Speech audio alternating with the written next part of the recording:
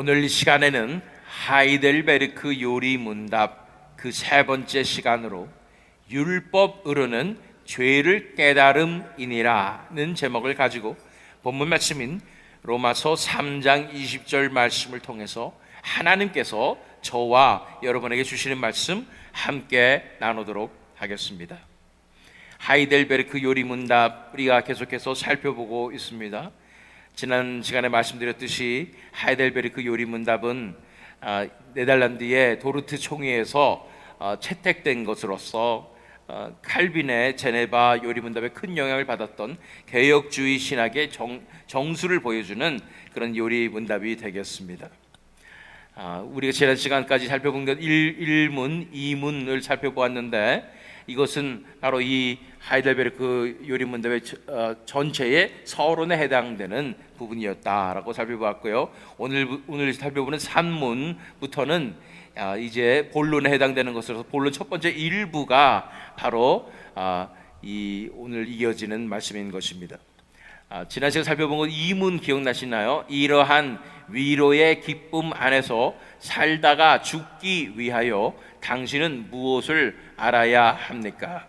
이 위로의 기쁨이라는 것은 바로 하나님께서 우리에게 주시는 그 확신과 기대, 소망이라는 것입니다. 그것은 우리의 구원의 소망이며, 그래서 우리가 변화될 것에 대한 소망이며, 그래서 하나님의 나라의 백성으로서 살아갈 소망이라는 것입니다. 이러한 위로의 기쁨 안에서 살다가 죽기 위해서 당신은 무엇을 알아야 합니까? 라는 질문이었고요. 세 가지를 알아야 된다고 살펴보았죠. 첫 번째는 나의 죄와 비참함이 얼마나 심각한 것인가.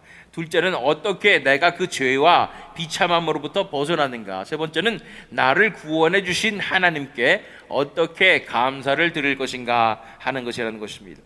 그 중에 첫 번째 나의 죄와 비참함이 얼마나 심각한 것인가가 바로 이 3부로 구성된 하이델베르크 요리 문답의 첫 번째 제1부에 해당하는 것으로 1부는 바로 인간의 비참함에 관한 것입니다.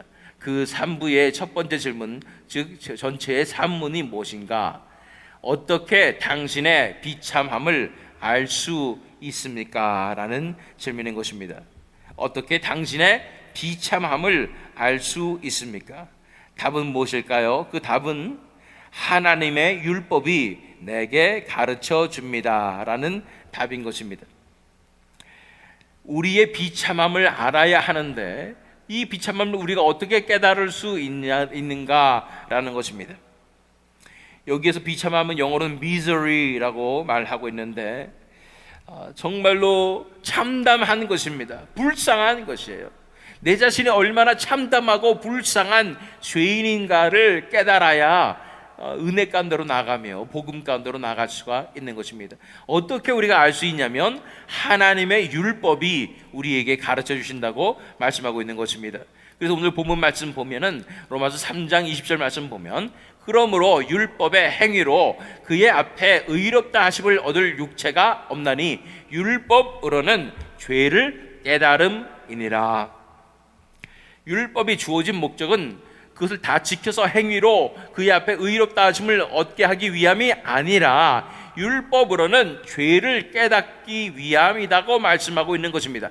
율법 때문에 우리의 죄를 깨닫게 되는 것이고 그래서 이 율법 때문에 율법으로 인하여 우리 자신의 죄인됨과 비참함을 깨달을 수 있다고 말씀하여 주시는 것입니다. 그래서 많은 분들은 얘기합니다. 율법이 없고서는 죄가 죄인지 모른다라고 말하고 있는 것이죠. 그래서 죄가 되기 위해서 죄를 알기 위해서 우리는 율법을 받아야 한다라고 말하는 것인데 맞는 말씀인데 사실은 전부가 아닙니다. 왜냐하면 율법이 아니더라도 우리 양심이 죄가 죄인지를 말하고 있기 때문인 것입니다. 그렇다면 사도 바울이 왜 율법으로는 죄를 깨달음이라 라고 반복해서 서신서들에서 이야기하는 것일까요?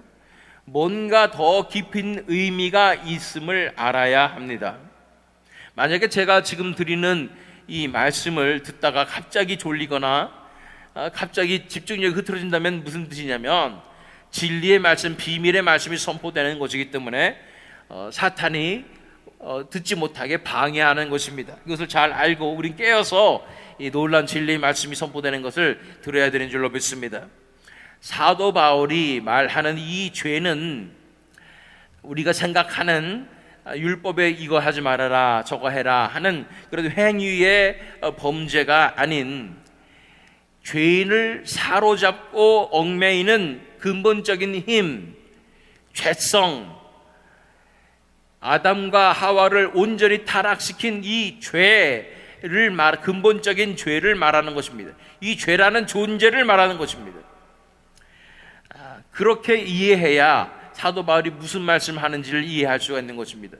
특별히 우리가 로마서 7장을 읽을 때 율법으로는 죄를 깨달음이라 그랬는데 죄가 어떻게 하는지를 보면은 이게 무슨 말인가 이해가 잘 안 가요. 로마서 7장 8절로 9절 말씀 읽어보면 그러나 죄가 기회를 타서 계명으로 말미암아 내 속에서 온갖 탐심을 이루었나니 이는 율법이 없으면 죄가 죽은 것임이라. 전에 율법을 깨닫지 못했을 때에는 내가 살았더니 계명의 이름에 죄는 살아나고 나는 죽었도다. 이게 솔직히 말하면 무슨 말인지 잘 이해가 안 가는 구절 아니겠습니까? 죄가 기회를 타서 계명으로 말미암아 내 속에서 온갖 탐심을 이루었나니, 그러니까 죄가 기회를 타는데 계명으로 말미암아, 계명 때문에, 율법 때문에 내 안에서 탐심을 이루었다. 율법이 없으면 죄가 죽은 거래요. 근데 전에 율법을 깨닫지 못했을 때는 내가 살았는데 계명이 이르니까 죄는 살아나고 나는 죽었다. 이게 무슨 말이에요? 그냥 이 죄를 행위적인 율법의 표현으로 생각한다면 이게 절대로 이해가 안 갑니다. 그러나 이 죄를 성경에서 말하는 이 죄가 너를 사로잡으려고 한다 하는 그 인격체 같은 이 뭔가 이 악의 근원 같은 이 죄라는 것을 알게 된다면 이게 무슨 말인지 이해가 갈 것입니다. 죄가 기회를 타서 기회를 보고 있는 거예요. 그러다가 계명이 딱 주어지니까, 율법이 주어지니까, 율법이 악합니까? 아니죠. 하나님의 말씀이고 하나님의 백성들이 거룩하신 하나님 앞에서 어떻게 살아야 하는가를 드러내는 것이 율법 아니겠습니까? 근데 계명이 딱 주어지니까 거기에 틈타는 거예요. 틈타서 그 속에서 이 율법을 통해서 자기의 탐심을 이루게 한다는 것입니다. 이런 말을 하는 이유가 있습니다. 사도 바울이 이런 선포를 하는 이유가 있어요. 왜 그럴까요? 사도 바울이야말로 이 율법주의의 가장 큰 폐해를 경험했던 사람입니다. 바리새인 중에 바리새인이어서 율법주의자였던 것입니다. 그렇기 때문에 이 율법을 통해서 죄가 어떻게 역사하는지를 정확하게 알고 있었던 것입니다. 그렇기 때문에 이 율법 자체는 선한 것이지만 그것을 죄가 이용해서 틈타가지고 나의 욕심을 이루게 만든다는 것입니다. 율법주의의 가장 큰 문제는 뭐냐면 내 욕심을 이루려고 한다는 거예요. 내 욕심 어떤 욕심이에요?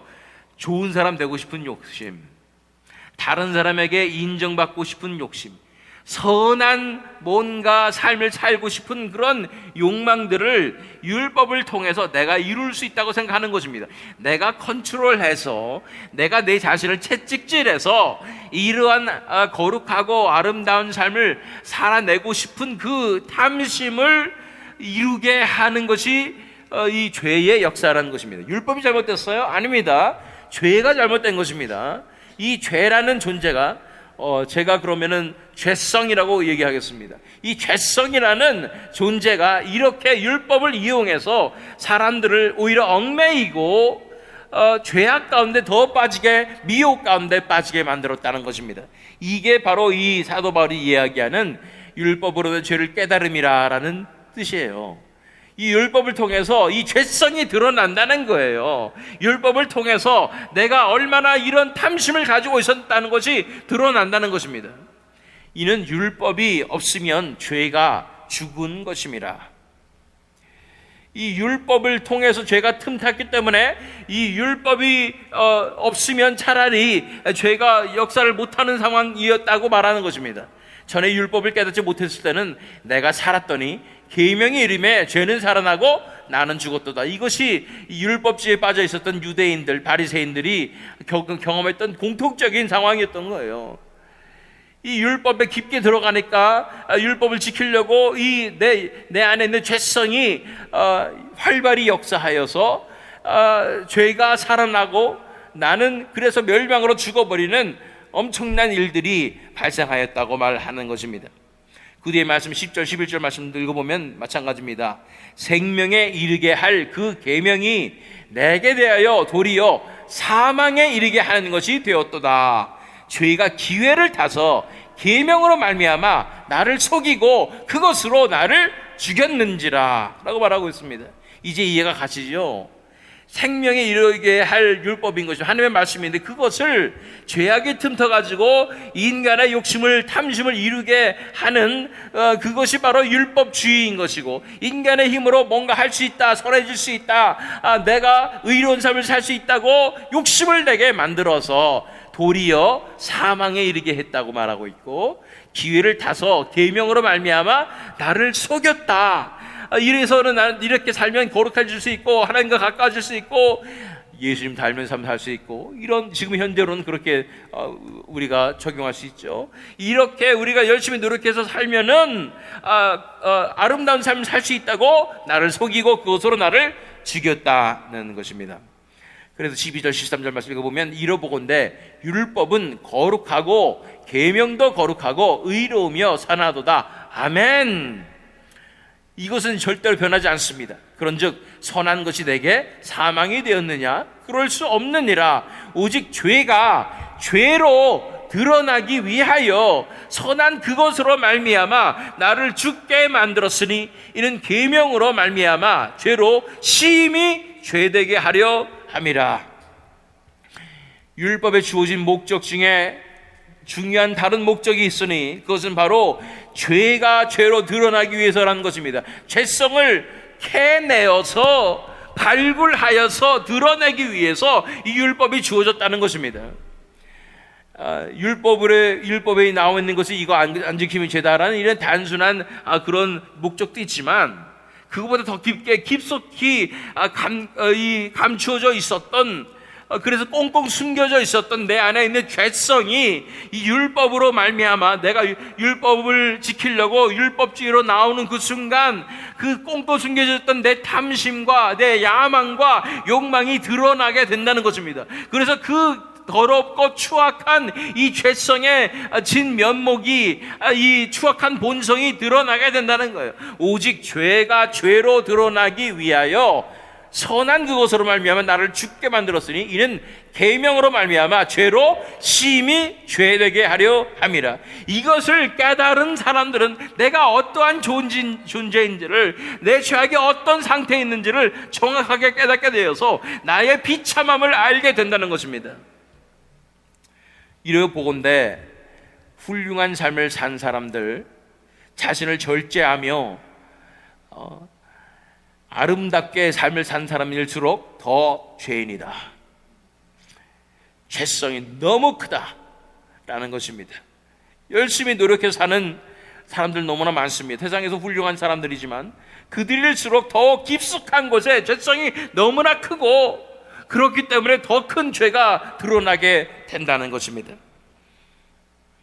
그런 사람들이 더 예수님 만나기 힘들어요. 예수님 없어도 나는 선하게 살 수 있을 것 같고, 내가 열심히 노력하면 신앙생활 잘 할 수 있을 것 같거든요. 그러나 진정한 신앙생활은 내가 열심히 해서 이루는 것이 아닌 것입니다. 그것은 나를 점점 더 멸망으로, 지옥으로 이끌고 가는 것입니다. 진정한 신앙생활은 전적으로 하나님의 은혜를 의지하며 하나님으로 인해서 살아가는 것입니다. 계속해서 14절부터 17절 말씀을 읽겠습니다.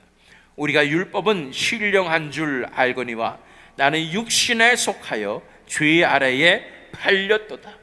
내가 행하는 것을 내가 알지 못하노니 곧 내가 원하는 것은 행하지 아니하고 도리어 미워하는 것을 행함이라. 만일 내가 원하지 아니하는 그것을 행하면 내가 이로써 율법이 선한 것을 시인하노니 이제는 그것을 행하는 자가 내가 아니요 내 속에 거하는 죄니라. 이 죄성이 나를 사로잡아서 이렇게 율법의 목적과 정반대로, 율법은 우리가 온전히 다 내려놓고 하나님의 은혜를 구하며 진정한 하나님의 은혜로 거룩하고 정결하게 되어서 하나님 앞에 나아갈 수 있도록 하는 것이 율법의 목적인데, 내가 율법을 욕심을 부려서 내 스스로 도덕적이고 거룩하고 정결한 삶을 살려고 노력하다가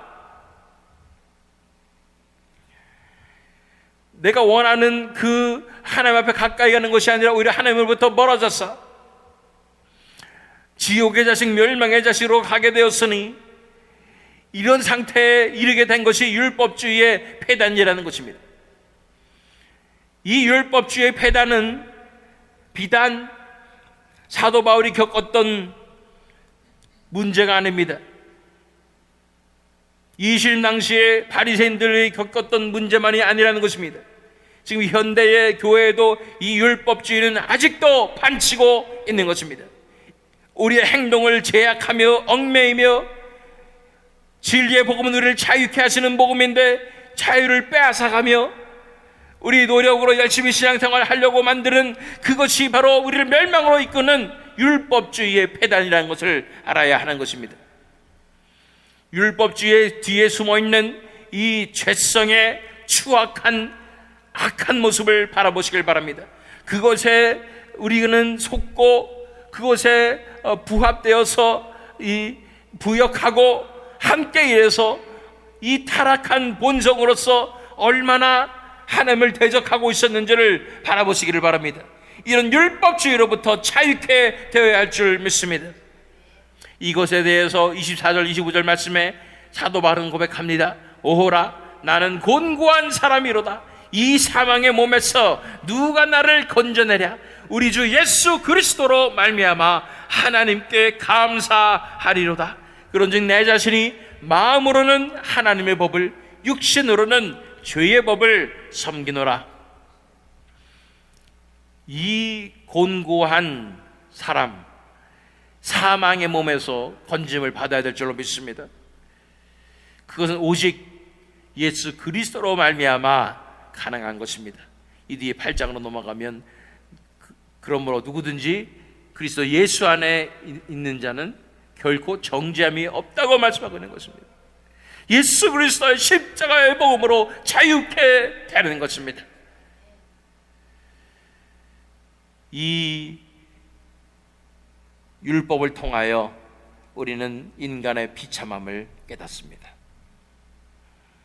그 비참함은 우리가 행위적으로 율법을 지킬 수 없다는 비참함이 아니라 더 깊은 곳에 있는 비참함, 율법을 통해서 나를 드러내고 내가 더 나은 사람이고 도덕적인 사람이고 훌륭한 삶을 살아가고 양심적인 사람이고, 이러한 모습을 드러내고 싶은 더 추악한 인간의 욕망이 드러나는 것입니다.